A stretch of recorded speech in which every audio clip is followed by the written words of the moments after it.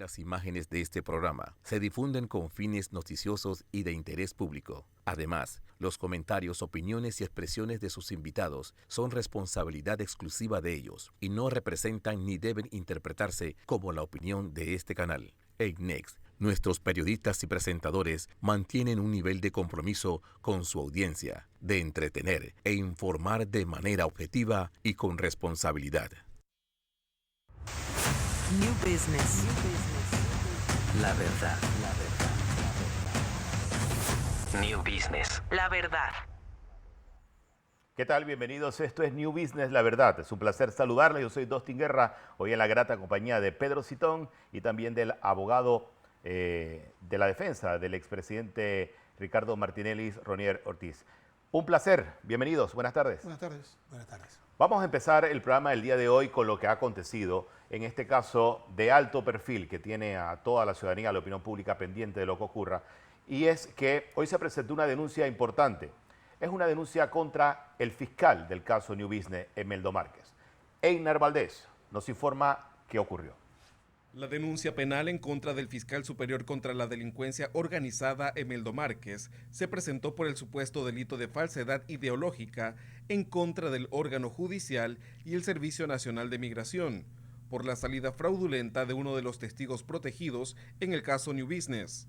Toda vez que él mismo tenía pleno conocimiento que Henry Mirachi no podía salir del país, era su testigo, él era el que lo controlaba y él sabía que él no podía salir, que tenía una fianza, que tenía un impedimento de salir del país y simple y sencillamente prestó oídos sordos, se tapó los ojos, ciego, sordo, mudo y simple y sencillamente sabía que él mismo se fue a los Estados Unidos desde el 2 de enero del 2020 al 31 de enero del 2020.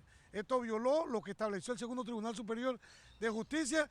El oficio salió del juzgado de la jueza Loísa Martínez por parte de su personal que fue el que lo entregó en migración y fueron ellos los que certificaron por llamada telefónica que el oficio era validero y por eso salió del país. En este caso se debe investigar la supuesta falsificación de la firma en un oficio que permitió la salida del país del testigo protegido. En la presentación de un oficio que emanó del juzgado de la jueza Loísa, donde se le dio de forma ilícita la salida del país al señor Henry Mirachi, testigo protegido del caso New Business, y que la misma juez y el mismo fiscal se opusieron a que los defensores lo pudieran contrainterrogar como mandata la ley. Ese oficio que usted habla es donde supuestamente había una firma falsificada. Bueno, eso tiene que terminar los peritos del Instituto de Medicina Legal. Lo que tenemos conocimiento es que fueron funcionarios del órgano judicial los que introdujeron el oficio de migración y fueron funcionarios de ese juzgado de la jueza Loísa los que confirmaron que el oficio era validero y por ende el señor testigo protegido salió alegremente del país. ¿Esto tenía conocimiento el Ministerio Público a través del procurador? El que maneja el testigo protegido es el fiscal Emeldo Márquez. Él tiene que saber desde el momento que le da la categoría de testigo protegido a una persona, cada uno de los movimientos. Y él tenía pleno conocimiento que no podía salir del país. Cabe recordar que los testigos protegidos no fueron sometidos al interrogatorio dentro de la audiencia de fondo del caso New Business, algo que según los juristas va contra el derecho a la legítima defensa. Con cámara de Melchor Girón, Einar Valdés López, Next Noticias. Vamos a analizar casualmente de qué se trata esta denuncia con el abogado Ronier Ortiz. Pero antes, Roniel, me gustaría que la audiencia conozca quién es Henry Mirachi y por qué es importante analizar los tiempos de salida del país. Porque él era en principio un imputado en este caso y después terminó siendo un testigo protegido de la Fiscalía. ¿Por qué es importante el elemento que sale a relucir en los últimos días? Que Henry Mirachi salió del país en el 2019. Bueno, Henry Mirachi era un coimputado, era la persona que dentro del caso New Business, junto con Moisés Coy, porque esto inicia con un grupo de ciudadanos hebreos que se asociaron para poner dinero y comprar EPASA. Cuando vieron que no tenían el caudal económico para poder comprar, entonces brincan donde Ricardo Martinelli y Ricardo Martinelli hace un préstamo y pone plata de su pecunio de forma lícita, tal como lo manifestó el mismo supuesto perito de la Fiscalía, que dijo que Ricardo lo sacó del Global Bank, donde hizo un préstamo de un plazo fijo que tenía y que incluso Ricardo Martinelli tenía la capacidad solo de poder comprar el periódico si le hubiese dado la gana. Entonces Henry Mirachi fue el que buscó al grupo de judíos, fue el recolector de los paisanos de él, pero además de eso fue quien contactó al señor William Moore, hermano de la fiscal Zuleika Moore, para que se encargara de llevar a cabo un tipo de extorsión que se dio con relación a estos ciudadanos de que tenían que declarar en unas delaciones premiadas para que pudieran ser excluidos del proceso. Por eso se extendió esas delaciones hasta llevarla a juicio. Esas delaciones, una vez se dieron y se homologaron, ya ellos no tienen nada que hacer ahí, pero ellos tenían que llevar el show hasta el final, porque aquí se hablaba de un pago de 4.5 millones de dólares, que de los cuales 1.4 millones fueron refumigados o repartidos, donde el fiscal Emeldo Márquez y su personal. De ahí mismo está uno acusado, y Dustin, que fue vapuleado duramente en el diario Panamá América, el licenciado Arona, Gilberto Arona. Él y su esposa, se hablaba en ese momento que eran las personas que recibían los dineros y los repartían. Se habla que tenían compraron un montón de buses, una línea de coaster en una parte del interior, y aquí nada ha pasado. En ese momento el procurador, en defensa de ellos, dijo que esos eran honorarios profesionales, pero es correcto. Me gustaría que explicara, Ronnie, por qué aparece primero Henry Mizrachi como imputado y luego aparece con un acuerdo. ¿En qué etapa del proceso aparece él como un imputado y qué representa eso en la causa? Él da una declaración desde el extranjero, vía diplomática, la presenta. Una vez la presenta, empiezan a hacer las negociaciones. Él viene a Panamá, rinde indagatoria, amplía esa indagatoria 2 veces, y una vez que él ya estaba viendo que tenía problemas para que lo fueran a detener, entonces piden una solicitud de una medida distinta a la detención preventiva, le fue negada, piden una fianza, le fue negada, y se va en apelación al segundo tribunal superior. Los 3 magistrados del segundo tribunal superior concedieron la fianza, pero toda fianza va amarrada de una medida de impedimento de salir del país. Entonces él no podía salir. A sabiendas del fiscal, en ese interín, que lo convierte en un testigo protegido, dice, ok, tú declaraste, tú vas a hacer la 4ª declaración, va a ser como testigo protegido. Y le da la categoría de testigo protegido. En ese momento, el fiscal Emeldo Márquez tiene control de esa persona en cuanto a su movimiento, sus teléfonos, su dirección y todo lo demás. Él tenía pleno conocimiento de que su testigo no se podía mover para ningún lado. Muy por el contrario, sí tuvo conocimiento de que esta persona salió en el 2020, del 2 de enero del 2020 al 31 de enero por 30 días hacia los Estados Unidos. Y él sabía que él, como fiscal, nunca se le corrió traslado para emitir una opinión si estaba o no de acuerdo con que la persona saliera del país. Por ende, la solicitud era inexistente. Tratando de explicarle un poco a la audiencia que quizás no maneja tanto la parte jurídica y los temas legales, este permiso de salida del país debía aparecer en el expediente para que la defensa y los involucrados en el proceso conocieran que uno de los actores de este caso estaba saliendo del país. Es correcto, es correcto. Ellos tenían que pedir una solicitud con un abogado, la juez la tenía que recibir, la tenía que tramitar, o pidiendo la opinión al Ministerio Público, que el Ministerio Público dijera, estoy o no estoy de acuerdo, si se le dé o no se le dé, y en base a eso ella tenía que fallar. Entonces, esa documentación no existe en los 40 tomos del expediente. Muy por el contrario, el señor alegremente, en componenda y corrupción con funcionarios de la Fiscalía, con funcionarios del juzgado, del fiscal Emeldo Márquez, patrocinado por la jueza, meten un oficio a migración que no existía y no tenía razón de poder tramitarse una salida de este señor, y él sale alegremente del país. ¿Debía la jueza Valoisa Martínez conocer de la salida de Henry Mizrachi del país? Claro, es un testigo protegido. En el momento que la jueza, Dustin, sale a decir que el testigo no se va a presentar porque el fiscal le dijo que no se va a presentar, que le aceptó una excusa por viaje, entonces ¿de qué juicio estamos hablando? Es un coimputado, es un testigo protegido. En base a su testimonio se declararon detenciones, medidas cautelares. Hay un montón de gente siendo procesada en una etapa investigativa, en una instrucción sumarial y ahora en un plenario. Entonces, ese testimonio tenía que ser evacuado en contradictorio. O sea, las partes acusadas, sus abogados tenían derecho a controvertir lo que dijo. Cada detalle, y eso no se le permitió. Esta semana también se estaba hablando de la presentación de un informe de la gestión que hizo la Fiscalía para tratar de contactar, entre comillas, a su testigo protegido. ¿Ustedes saben si ese informe se dio? ¿Cómo fue el trámite o cómo fue la diligencia de la Fiscalía para traer a su testigo estrella a la audiencia? Él metió un cuento chimbo ahí y la jueza se lo patrocinó. La jueza le creyó lo que le dijo, pero lo cierto es, y te lo digo porque en el tema de casos de testigo protegido, la Fiscalía tiene un libro. Una vez la persona se presenta o se le da la categoría, se le toman todas sus generales porque esa persona pasa a ser controlada única y exclusivamente por ese fiscal. Es ese fiscal cada vez que se requiere para X o Y diligencia el que lo tiene que presentar.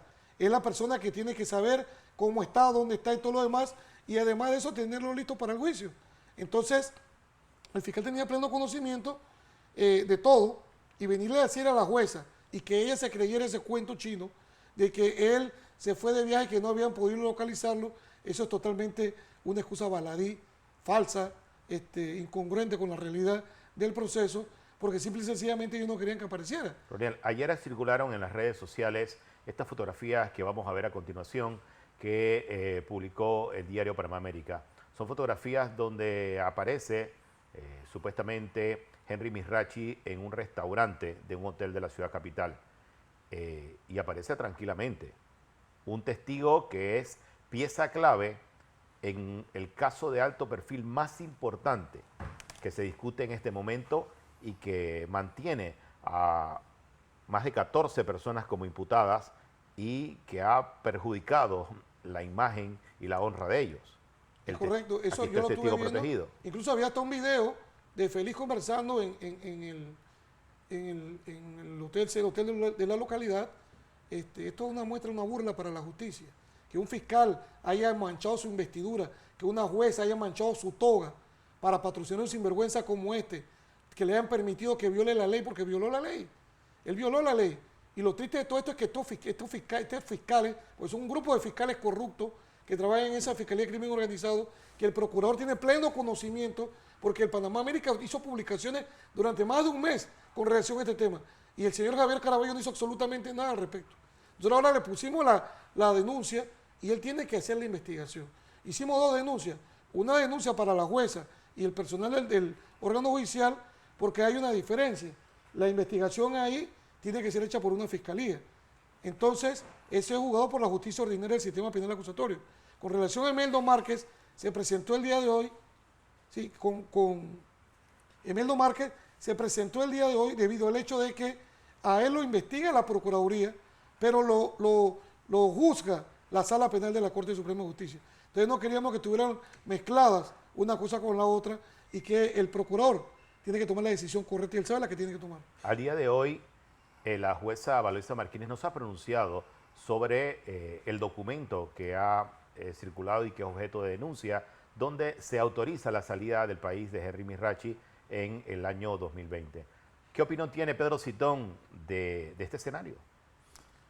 Bueno, para unas cosas la señora jueza es muy explícita, muy comunicativa, pero para situaciones puntuales y sensibles como esta, pues pareciera callar.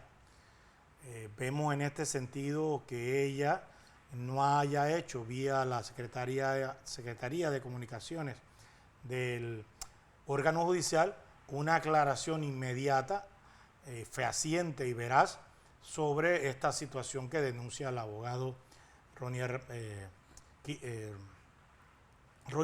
y que realmente vemos que mancha su propia toga judicial como la conducta de los fiscales. Es muy lamentable. Durante las últimas horas también se han conocido algunos casos ya fallados por la Corte Suprema, donde habla de jurisprudencia sobre los testigos protegidos. La importancia del contrainterrogatorio durante la audiencia.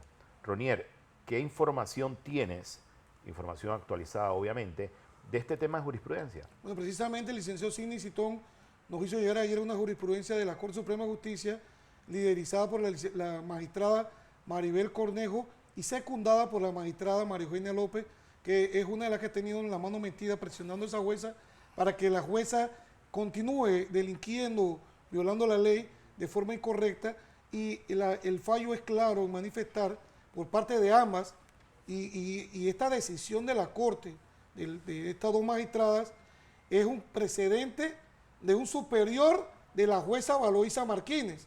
Cuando nosotros estamos en el caso Pinchazo, en algunas ocasiones fuimos a jueces de garantía a discutir algunas situaciones y los jueces siempre manifestaron, en base a un artículo que ahorita mismo no recuerdo, de que los inferiores están obligados a acatar la decisión de sus superiores. Por ende, ella no puede variar la decisión que han tomado.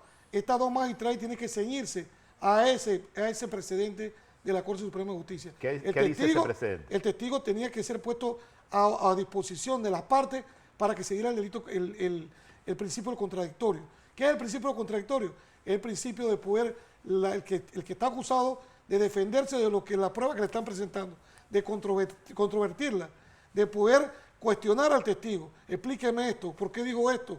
¿Por qué se hizo aquello y lo otro? A la jueza Valoisa y el Emeldo Márquez, el fiscal, haber cercenado el derecho de defensa, están violando primero la ley, los tratados internacionales, las convenciones, y están violando las disposiciones de la Corte Suprema de Justicia. La intención de nosotros en este programa, además de entrar en detalles del caso, es dar un poco de docencia sobre el significado de términos jurídicos que quizás la gente no entiende, pero que son importantes. Cuando hablamos de jurisprudencia, Pedro Citón, ¿a qué nos referimos?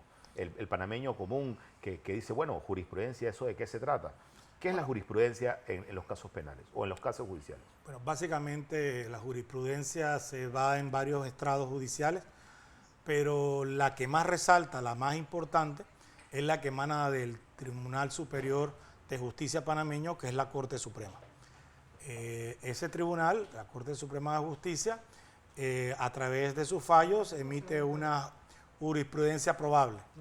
Y esa jurisprudencia es la que hace que los jueces inferiores se vean obligados a ajustarse a esos señalamientos. ¿Qué te quiero decir? Por ejemplo, hace muchos años atrás se dio el habeas corpus preventivo. Y el habeas corpus preventivo se dio basado en una jurisprudencia de la Corte Suprema de Justicia, más allá de la ley, más allá de las costumbres y más allá de los principios. Y los tribunales inferiores que conocían de habeas corpus lo tuvieron que acoger como propio.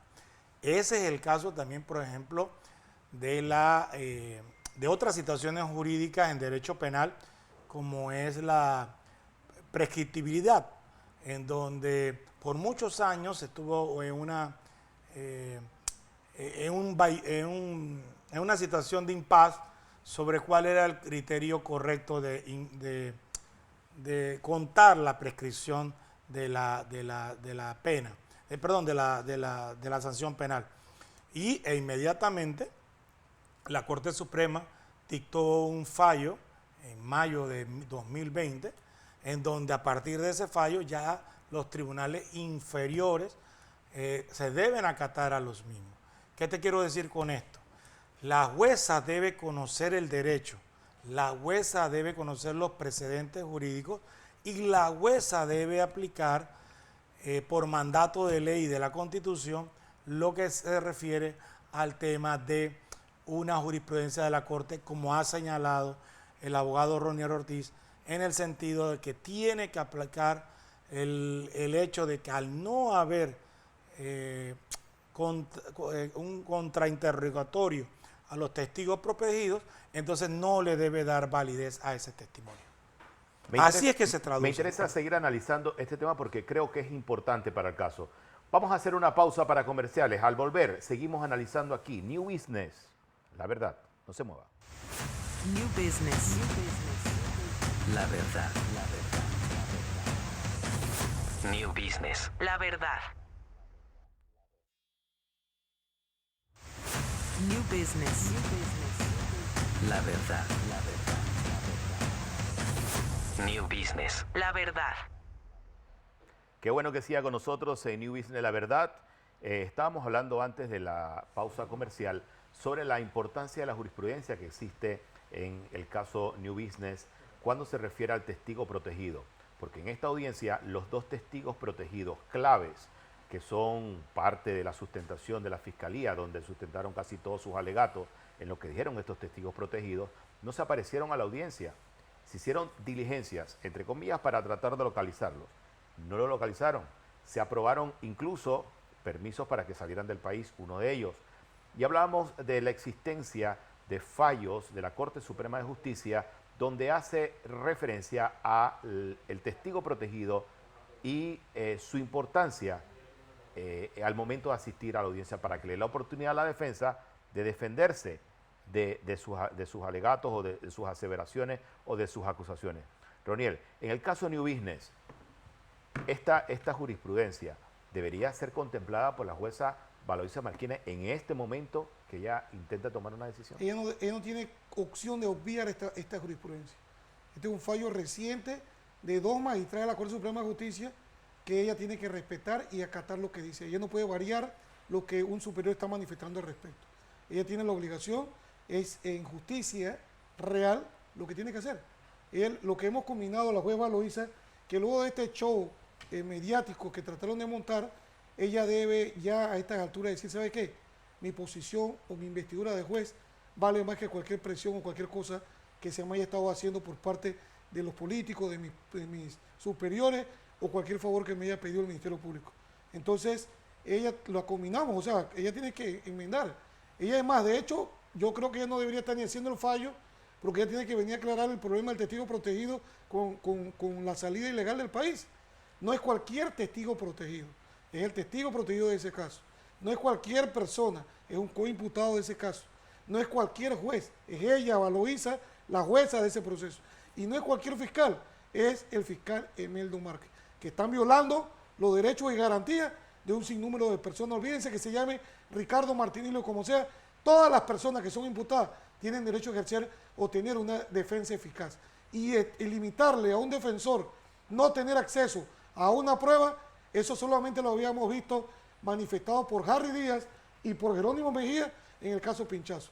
Y al final del camino, un tribunal de juicio, lo primero que hizo al aperturar un juicio oral fue decir, entregue fiscalía el sobre con la identificación del testigo y el testigo tiene que venir a sentarse aquí.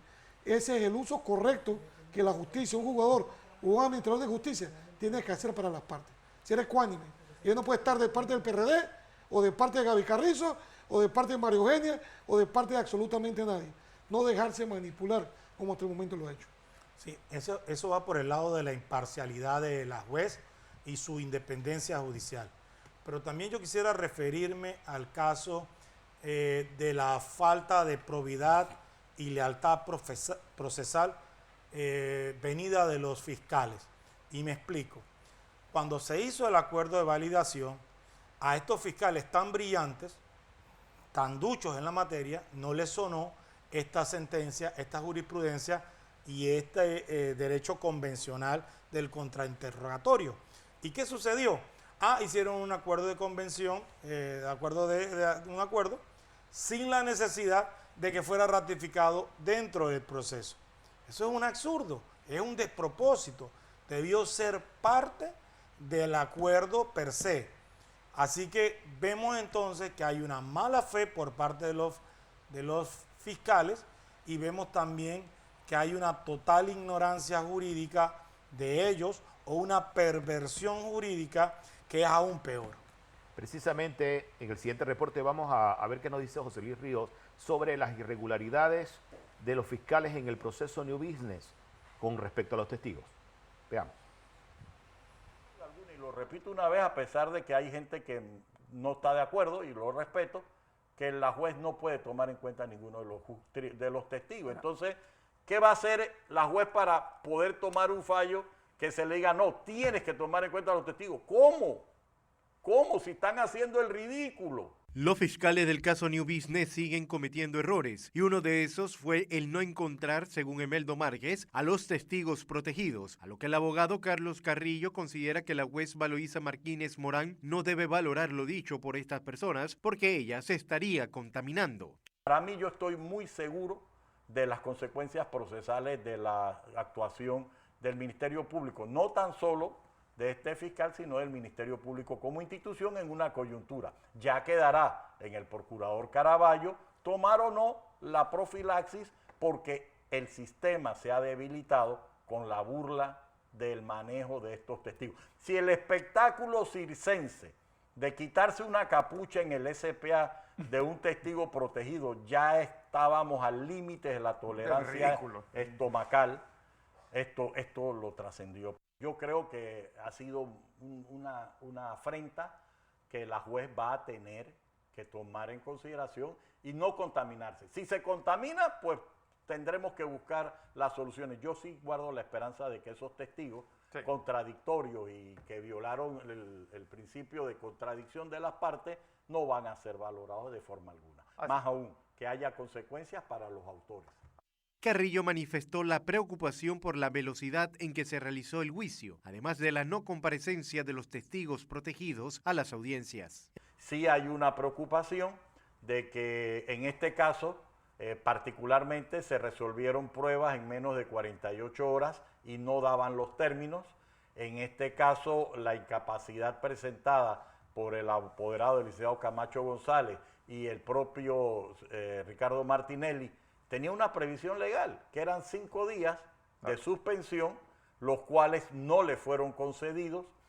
No fueron concedidos las garantías de incorporar a los testigos, ni siquiera tan solo a los testigos protegidos, a testigos que en un momento determinado, aunque su identidad era conocida, llegaron a acuerdos con la Fiscalía, se comprometieron a comparecer y no lo hicieron, igual que qué decir de los testigos protegidos, que es una lamentable posición del Ministerio Público, el manejo desafortunado. Para mi criterio, a la juez no le queda otro remedio que desconocer esos testimonios, en mi opinión muy particular, pero lo que queda de enseñanza es cómo el Ministerio Público se atreve sin ninguna consecuencia a decir no pude cumplir mis obligaciones, pero perjudiquen a mi contraparte. El jurista lamentó que se insista con la persecución contra Ricardo Martinelli, única persona en ir a 2 juicios por el mismo caso. Sí me preocupan ciertas circunstancias de antejuicios o de prejuicios.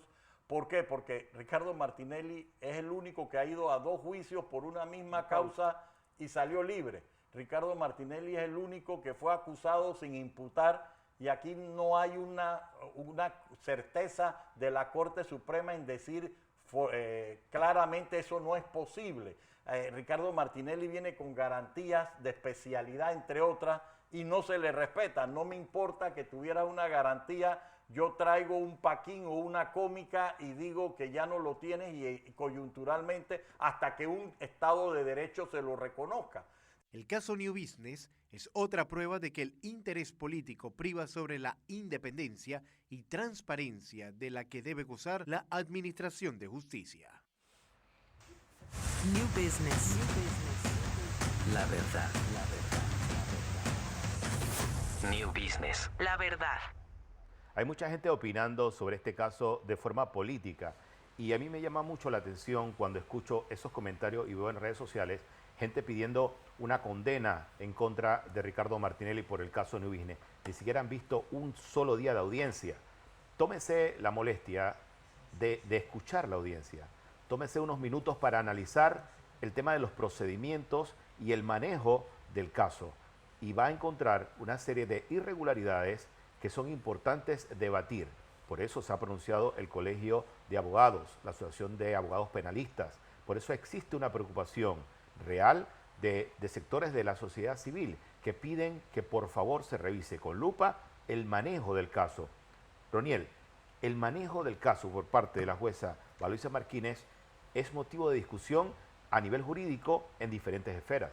Claro, es una jueza que en estos casos en particular, los supuestos casos de alto perfil, como llaman ellos, son manejos ilícitos. Mira, el caso New Business, como lo he explicado muchas veces, es un caso que ni siquiera ella como jugadora, por respeto a su despacho, debería estar tramitando y te explico por qué. Cuando Ricardo Martinelli fue extraditado el 11 de junio del 2018, PISA Panamá, y así lo tenemos certificado por la Cancillería, empieza a regir inmediatamente el principio de especialidad. Ella aduce que ella le ha dado trámite a estos expedientes porque ella le quitó la especialidad. Muy por el contrario, nosotros fuimos a la Cancillería y ella nunca le notificó absolutamente nada a nadie con relación a ese tema en particular. Entonces, el 11 de junio, ese proceso en el cual se mencionaba a Martinelli tenía que haber sido cerrado ese día para Ricardo Martinelli. Si ellos necesitaban abrirlo posteriormente cuando se vencía el principio de especialidad o se acababa de regir el mismo, entonces ella podía continuar la investigación, pero eso tenía un trámite. Ese trámite nunca se hizo, muy por el contrario, nosotros le advertimos a la Fiscalía que se estaba violando el principio. Nosotros llevamos de testigo, que dicho sea de paso, pudimos conversar con él, al fiscal de esa causa que estuvo antes de Imeldo Márquez, y él fue muy enfático en manifestar de que a él lo presionaron sus superiores, Kenio Porcel, Picuiro y Juan Carlos Varela, para que él tomara acciones ilícitas. Y él le dijo, mira, aquí en este caso, lo único que se puede hacer es pedir una excepción al principio de especialidad. Y eso tiene que tramitarse por los conductos diplomáticos.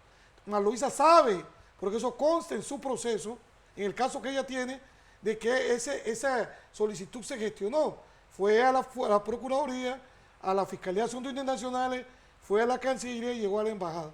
La Embajada de los Estados Unidos tenía que poner un aval. Para poder poner ese aval y eso continuase hacia los Estados Unidos por los caminos diplomáticos, ellos lo rechazaron diciendo que eso tenía que ser corregido porque había error en la foliatura. Eso iba en inglés y en español. Cuando se dio la devolución, como David Mendoza no quiso participar o no se dejó corromper por parte de estas personas, entonces buscaron a uno que sí le gustaba corromperse y trajeron a Imeldo Márquez.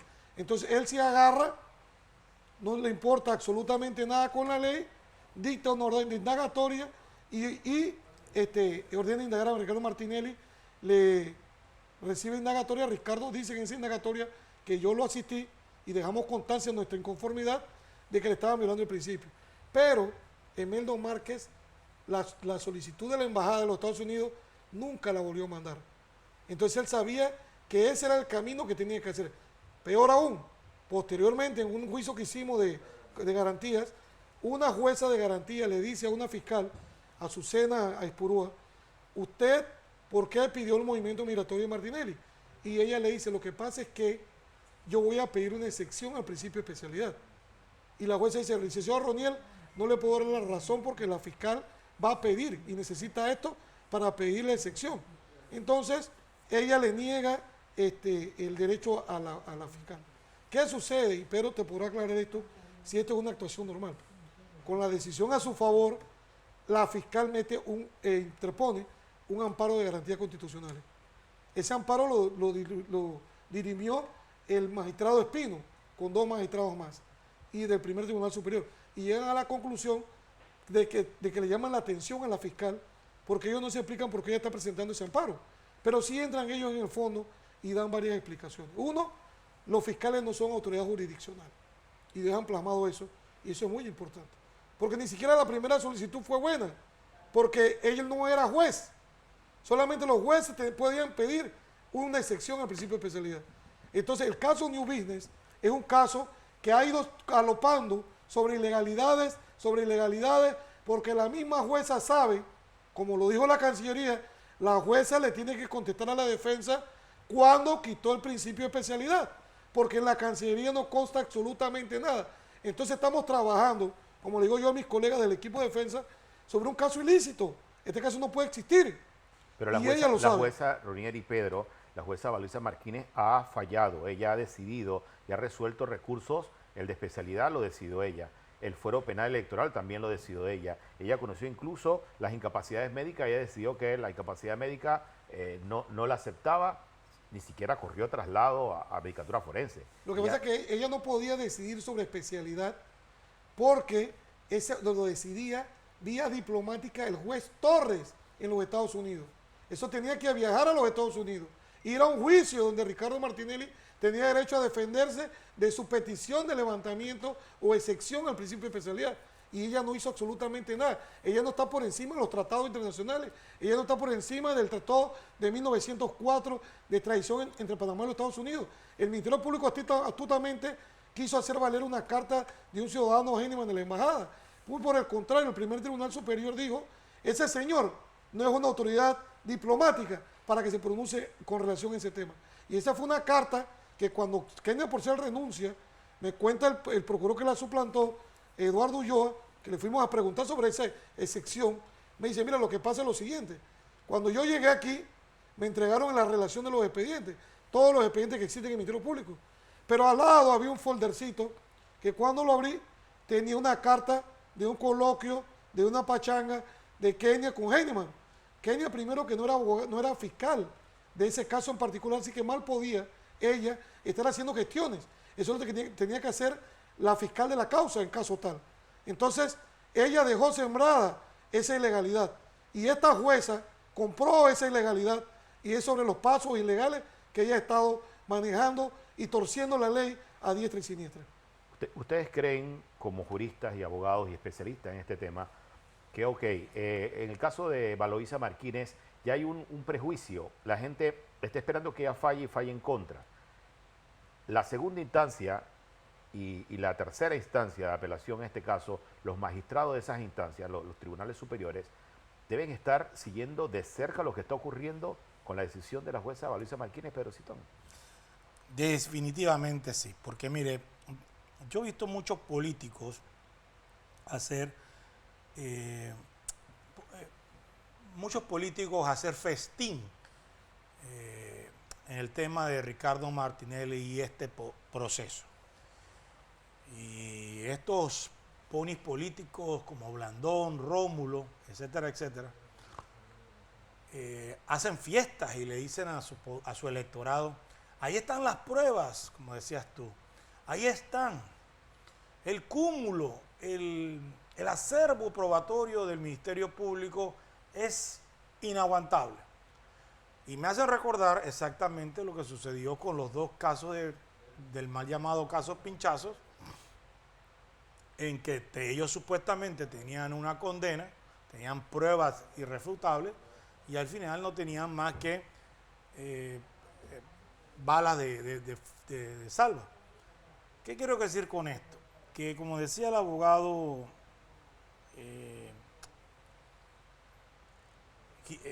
Ortiz, a lo que voy es lo siguiente: uno no puede,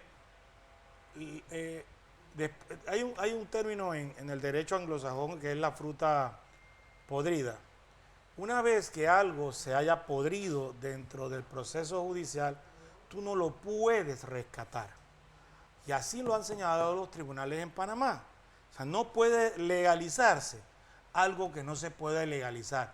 Y el mejor ejemplo fue el caso del sí Pinchazos de la procuradora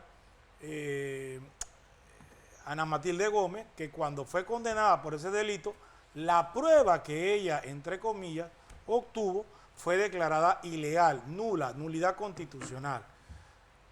Y no pudieron condenar a esa persona por esa prueba. ¿Qué quiero decir con esto? Que volvemos al tema.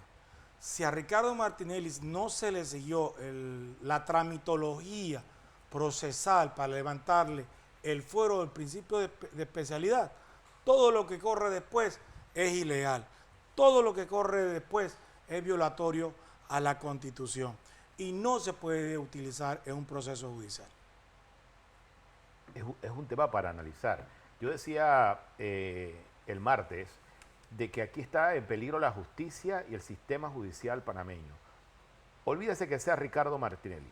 Imagínense que sea una persona normal, común, un panameño común, que le abren un proceso o abren un proceso político, evidentemente, porque nunca se olviden que el caso empezó en el Pleno de la Asamblea Nacional con un diputado oficialista haciendo una denuncia con un manejo irregular, dicho por Franz Weber, de esa denuncia en el periodo de incidencia, que corre traslado como una denuncia al Ministerio Público para que investigue por órdenes superiores, y todos sabemos de dónde venían las órdenes. Así inicia este caso. Imagínense un panameño común, normal, que sea acusado de blanqueo de capitales y que lo que sustente ese blanqueo de capitales sea la declaración de testigos que no se aparecen en la audiencia y que la Fiscalía protege con acuerdos y que esos acuerdos hayan sido firmados de forma irregular por personas ajenas al Ministerio Público que hacen el lobby y que tienen relación con una fiscal. Y no cualquiera fiscal, una fiscal que mira casos de alto perfil. Entonces, ¿qué derecho a la defensa tiene una persona el día de mañana, si la jueza Valoisa Martínez falla políticamente, este caso no en derecho, ¿a dónde hemos llegado? Estamos pidiendo que una jueza falle en derecho, una jueza del órgano judicial falle en derecho, cuando es su trabajo fallar en derecho. Pero Dostin, es difícil que falle en derecho, es dificilísimo que falle en derecho si detrás de ella hay un coyoterismo periodístico de parte de los medios de comunicación social que están políticamente opuestos a Ricardo Martinelli. Entonces son los medios de comunicación social que le dicen, juez, usted es lo máximo, juez, usted ha aplicado bien la ley, juez, y tratan de venderle a la sociedad lo que es manifiestamente erróneo. Ya se llevaron un chasco con el tema de los casos llamados pinchazos. Ahora se van a volver otro caso, pero la juez se ve compelida, y si además de eso tiene una superior jerárquico que todos los días le dice, juez falle, que usted va a ser beneficiada con una magistratura, sea en Chiriquí o sea en el Tribunal de Extinción de Dominio, pero vas a ser una beneficiada. Conchole, yo también siendo juez me sentiría apoyada. Ese es el punto que no queremos apreciar desde alejados del tema político. Pero imagínese, Pedro, que exista una negociación paralela de premiación por una decisión que tome la jueza. Usted sabe el daño que se le va a hacer a la justicia en Panamá, al sistema judicial, la jurisprudencia que se va a dictar, lo que podría provocar una decisión equivocada de la jueza en este caso, para perjudicar a las empresas que en futuro quieran invertir en el país. Entonces, aquí estamos hablando no solo de Ricardo Martinelli, y eso es lo que yo quiero que dejar claro. Usted puede amar, odiar o querer a Ricardo Martinelli, ese es su derecho, pero usted no puede ir en contra y violentar el principio de derecho a la defensa que tiene cualquiera persona. Mire, lo dijo bien Ebrahim Asbat. Ebrahim Asbat dijo hace unos días atrás en un tuit, hoy no se busca condenar a Ricardo Martinelli, ni se busca hacer justicia. Lo que se busca, llana y sencillamente, es inhabilitarlo para correr en el próximo torneo electoral de mayo de 2024. Si usáramos la tramitología normal, la estándar, la que se utilizó con Patria Portugal, de 36 a 40 meses, desde el día de la audiencia hasta el último día de revisión de su sentencia, estaría perfecto. Usted diría, hombre, se le condenó, se le hizo justicia y se le respetó la tramitología. Pero el problema es que eso es lo que no se le ha respetado a Ricardo Martinelli. A Ricardo Martinelli, por ejemplo, hoy ya tiene el fuero penal electoral producto del Tribunal Electoral, de ser candidato presidencial. Él tiene que estar en igualdad de condiciones al resto de los futuros candidatos presidenciales. Y no lo está. ¿Y por qué no lo está? Porque a pesar de reiterados fallos del fuero electoral penal, que ha dicho que la Corte ha dicho que en un torneo electoral todos tienen que ser protegidos una vez suban a ser candidatos, porque tienen que estar como caballos en una carrera de caballos, perdonen la redundancia, y que todos tienen que tener las mismas condiciones para llegar de primero o de último. Podrán decir en un momento dado que este caso no es político, pero ¿cómo se explica entonces las declaraciones de Pedro Miguel González, que es candidato, aspira a ser candidato presidencial del PRD, que asegura esta semana, a horas de realizar las primarias del Partido Revolucionario Democrático, asegura que la elección de este domingo influye en el caso de New Business y que él está seguro que el caso es político, porque dependiendo quién gane en esas elecciones, así mismo será la decisión. ¿Cómo usted explica eso? Es la visión política de político en un caso judicial. ¿Por qué? Porque como sea la decisión, absolución o culpabilidad, es un proceso en que se ha judicializado la política. ¿Y quién ha judiciado la política? Lo mismo que señala el colega Roniel Ortiz. Desde los tiempos de Juan Carlos Varela, la procuradora Porcel y el diputado Arrocha, desde la Asamblea Nacional, que presentaron una incidencia para que desde la Asamblea fuera reportada esta situación y que Frank Weaver, de una manera muy vernacular, lo confirmó. Pero además de ello, nos lo señalan hoy políticos, como la cepa de un pino. Vamos, Roniel, me gustaría que analizaras un poco este tema a nivel político, porque yo sé que usted es jurista, pero también entiende la parte política.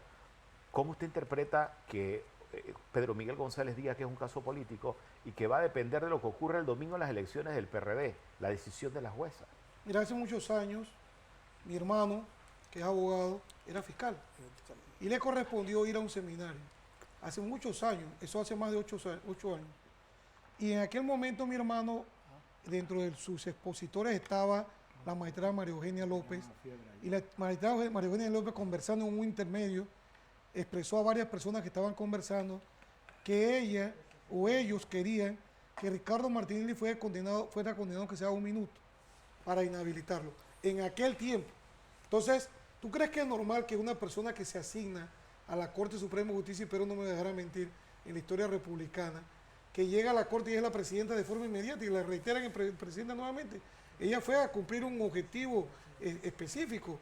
De igual forma, yo le dije a Ricardo Martinelli en un principio, que me dijo una persona, 2 personas me dijeron, que en una reunión reciente cuando el gobierno empezó, Gaby dijo que él se iba a encargar de que Ricardo no corriera, y en efecto se lo dije. En aquel momento un montón de gente me cayó encima diciendo que yo me estaba metiendo con el vicepresidente, que no tenía nada que ver con nada, y hoy día vemos los resultados. Es el tipo que está tratando de hacer todo lo imposible, que ha corrompido el sistema de administración de justicia para que esta magistrada corrompa a los jueces, a los magistrados inferiores, y llegue a un fallo condenatorio contra Ricardo Martinelli, que nosotros solamente, mira, hay algo, y Ricardo me prohibió decirlo, pero lo voy a decir. El mejor favor que se le hizo a la República de Panamá fue haber publicitado este juicio. Claro que sí. Porque nos permitieron que la ciudadanía, que los abogados, que el ciudadano común y corriente, cualquier persona con dedos de frente, pudiese visualizar cómo esos testigos manipulados, cómo ese cúmulo de pruebas contundentes que hablaban, se fueron desmoronando. Cómo la jueza en su cara, como me decía un testigo, tú tenías que ver la cara que esa jueza me ponía cuando yo estaba hablando. Me estaba rofiando para que yo me callara. Pero como digo, yo vine aquí a decir la verdad. Pero tiene razón. Gaby lo que quiere es inhabilitar a Ricardo porque es la única forma que él le puede ganar a los otros espermatozoides cojos que están corriendo para esta campaña. Vamos a la pausa comercial. Vamos a regresar con más de New Business, la verdad. New Business. La verdad. New Business. La verdad. New Business. La verdad. New Business. La verdad. Gracias por seguir con nosotros. Esto es New Business, la verdad. También el agradecimiento a toda nuestra audiencia en Panamá América, Crítica Día a Día, cada continente y todas las personas que nos siguen a esta hora de la tarde de hoy jueves. La figura del Procurador General de la Nación, Javier Caray, por cierto, procurador interino, ya interino, pero tiene cuánto ya trabajando en el cargo. En este momento los focos están sobre él, porque él debería iniciar una investigación para conocer si el fiscal Emeldo Márquez tenía conocimiento del famoso permiso que aprobó el juzgado para que saliera del país Henry Mizrachi. Roniel. Es correcto. Mira, yo trabajé 14 años de mi vida en el Ministerio Público y no hay nada que un procurador no sepa. Están obligados todos los fiscales a rendir cuentas y estar pasando información con relación al jefe superior, en este caso el Procurador General de la Nación. Él no es ajeno, Caraballo no es cualquier procurador. Caraballo es un procurador que viene de ser fiscal, eso casi nunca se había visto. Creo que es el segundo procurador que ha venido de una trayectoria de instrucción en diferentes despachos hasta que llega a la Procuraduría General de la Nación, porque muchos entraban por la ventana de la calle a la casa de Porra, ¿no? Eso quiere decir que conoce perfectamente cómo funciona el Ministerio Público. Exactamente, él sabe todo cómo debe funcionar, por eso que yo lo he instado a él, a que es el momento que él no se deje arrastrar en esta avalancha de podredumbre jurídica que ha venido galopando en estos casos. Yo cuando asumió la Procuraduría, una vez fui a hablar con él y yo le dije, mire doctor, yo le voy a dar un consejo. Si usted no sale de estos fiscales corruptos, a usted lo van a arrastrar y usted va a quedar al final como el otro pagando las consecuencias de la irresponsabilidad de aquellos que se van a vender o que se van a prestar para que los políticos quieran hacer. Hay que reconocerle al procurador Caraballo, hay que reconocerle cosas, porque tampoco vamos a solo hablar negativamente en un momento de su actuación. Hay que reconocerle que cuando se hizo fuertes cuestionamientos sobre los fiscales que le respondían a Kenia Porcel y que veían los casos de alto perfil, él decidió mandar de vacaciones y también trasladar a muchos de estos fiscales que hoy día no están ni siquiera en la ciudad, alguno de ellos, que su posición y su credibilidad fueron fuertemente cuestionados durante mucho tiempo. Roniel. Pero lo que pasa es lo siguiente, ¿de qué sirve que tú sepas que el cáncer esté y no lo extirpas? O sea, tú tienes que extirpar el cáncer. Él trasladándolo no está haciendo absolutamente nada, se sigue burlando de la justicia. Sí, ellos van a seguir haciendo traslada el problema. Claro, entonces ¿qué pasa? No es que no haya funcionarios. En el Ministerio Público hay gente muy capaz que tiene muchos años trabajando, que tiene muchos estudios, pero no se tomó en consideración porque esta es una cofradía de personas que simple y sencillamente son ellos y ellos tienen un compromiso que Varela les avaló, que fue continuado con el presidente actual y simple y sencillamente él no le ha buscado ninguna solución. ¿Qué ha hecho Caraballo? Traer a su gente de confianza en algunas posiciones que a él le interesa. Pero el Ministerio Público siguió en la debacle. Una vez se lo dije yo, Eduardo Ulloa, que lo fui a incriminar al respecto. Y le dije, si tú no sacas a esta gente te va a sacar a ti. Y efectivamente, ellos lo sacaron de ahí y se quedaron. Pedro. Sí, pero lo importante aquí, porque hay que hacer el pasado con el presente. Cuando yo escucho al presidente del Colegio de Abogados a llamarlos a usted y exhortarlos a que presenten las quejas al tribunal de responsabilidad judicial para que tomen las notas correspondientes, me hace recordar lo que sucedió en el pasado. ¿Cuáles de esos fiscales fueron destituidos? ¿Cuáles de esos fiscales fueron sancionados? Ninguno. Fueron trasladados, fue un premio, porque los mantuvieron con su salario, los redujeron de posición, pero el mismo, nada cambió. Así mismo será cuando ustedes lleguen a presentar la queja ante la juez Valoisa en el Tribunal de Integridad, ya que ahí ningún cardenal se pisa la sotana. Tenemos entendido que en las próximas horas se van a estar presentando esas denuncias formales ya ante este tribunal que tiene tiempos definidos para revisar esa denuncia, Roniel. Sí, mira, ya se están preparando, creo que es el día de mañana que se van a presentar, pero yo te voy a hacer una acotación con relación al tema de cómo acomodaron este juego, y tiene que ver con este tema en particular. Los señores hebreos que hicieron delaciones le hicieron una cama al Procurador General de la Nación, Eduardo Ulloa, lo llevaron a una casa, y te lo digo porque yo escuché esa versión de voz propia de uno de ellos, y en esa casa le dieron un dinero $200,000. Pero ese era el plan que necesitaban ellos para sacar a ese procurador, poner a Caraballo, sacar a David Mendoza de circulación y poner a Emeldo Márquez, que sí se iba a prestar para el plan macabro que hicieron de las supuestas delaciones en contra de Ricardo Martinelli, pero todo esto se hizo con plata. Entonces, yo no quiero creer, no creo que Caraballo se haya embarrado la mano con esa plata, que se haya embarrado con parte del $1.400.000, que él sabe que sí se repartió, que él sabe que estos fiscales corruptos recibieron. Él sabe, mira, yo me puse a hacer una investigación y muchos abogados y fiscales de Chiriquí me empezaron a escribir con relación a Emeldo.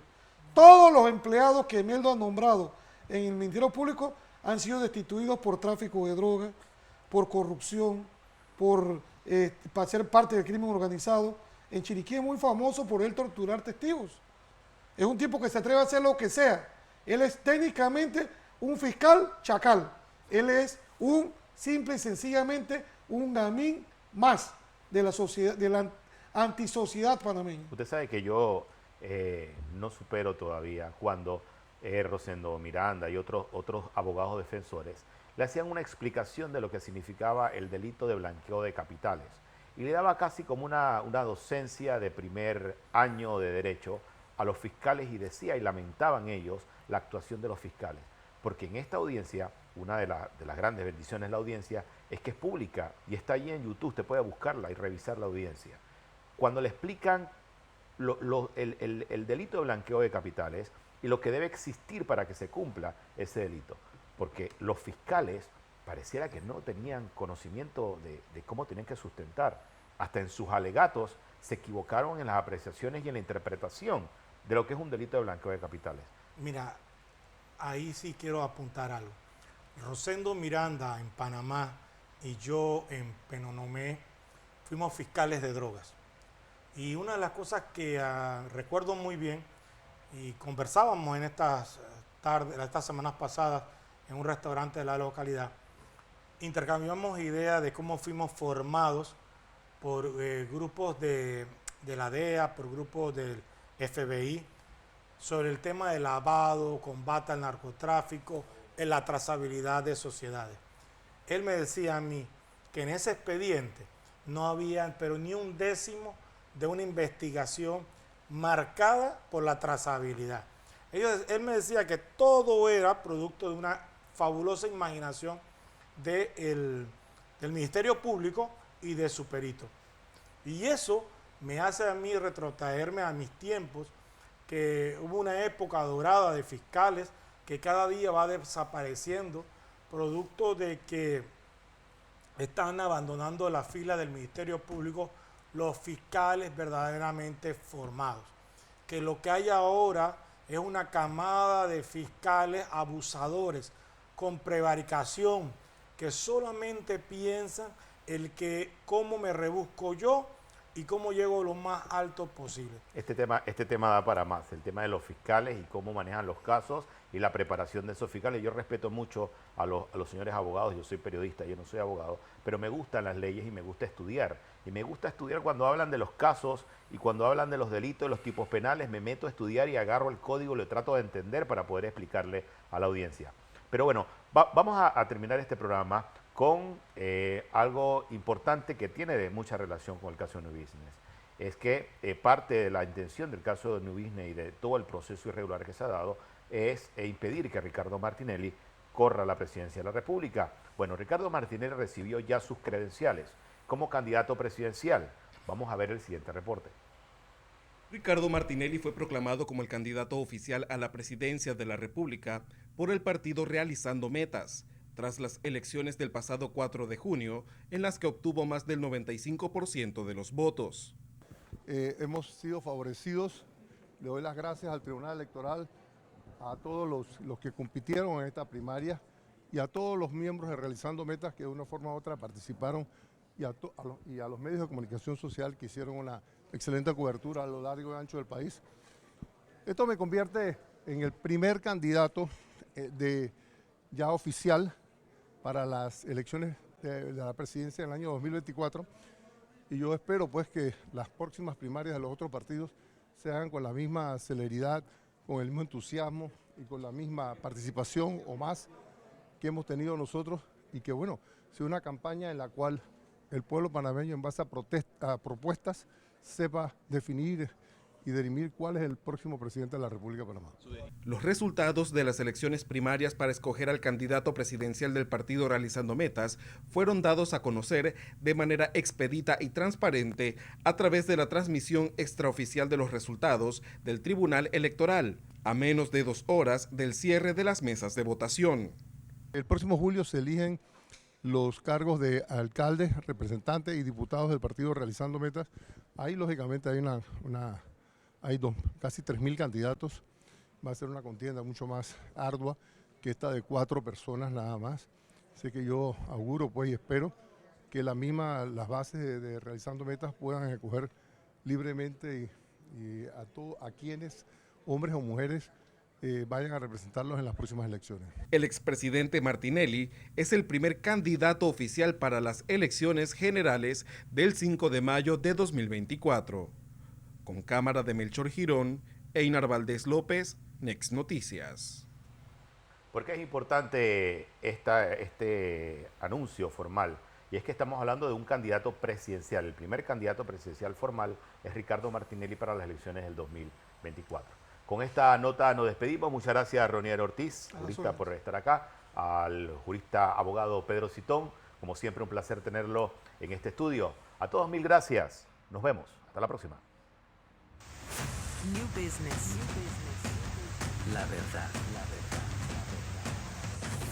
New Business. La verdad.